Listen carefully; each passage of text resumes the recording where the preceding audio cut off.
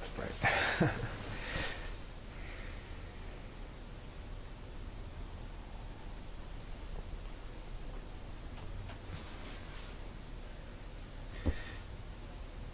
So, like I shared initially about the words of Traitors, it kind of all started with actually with a painful tooth, my front molar. I guess it got through to the nerve, and this root canal just went on and on. It was terrible. It was 15 or 16-hour procedure, and in the process of it, I started thinking about memories for some reason. I started going back in them, and I was kind of wondering what would happen if I took a bunch of different memories from my own past and recontextualized them with completely fictional characters, and what would happen if I took them and built stories around them, so they became, they became fictional themselves. And that's an experiment that, certainly any of you could probably do as well. It's a really interesting one. You build fictional characters around what you think are real memories, but then as you build these layers of fiction on top of it, they feel less and less so. And that's part of how I came on the title, Words of Traitors. Although most of this project has been very kind of driven by the subconscious and spontaneous.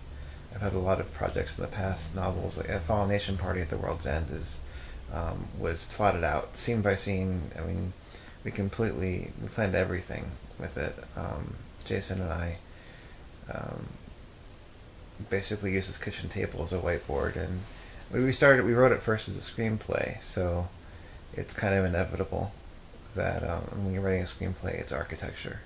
It's very precise sort of writing process, because you have so many minutes of screen time, which costs dollars, and then you have so many pages of script that you can fill up, and you want to really make the best use of that as possible. And that's true with prose too. You don't want to waste words, but with short stories, you have a different.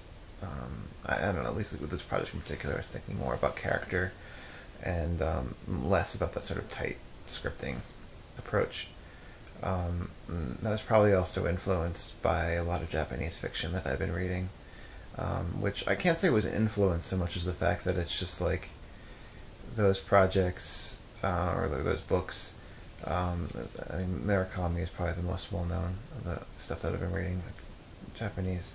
It's like it gave me permission to do things that I've wanted to do or have been doing for years. And it's kind of hard to explain in full. It's much easier to kind of to read the stories, and you can talk to me about it if you have any questions. But really, just overall, it's been a very instinctual process, and I'd like to believe the same is true with the artists who are contributing. I'm going to be contributing some visual work as well. And we're about a week into the fundraiser now. We've raised 800, which is great. It's a great start. Hoping we can step it up and hit our full goal. Even if we don't, we still have. Hopefully, we'll have enough to work with. So please contribute by August 1st, and I want to keep working on the project.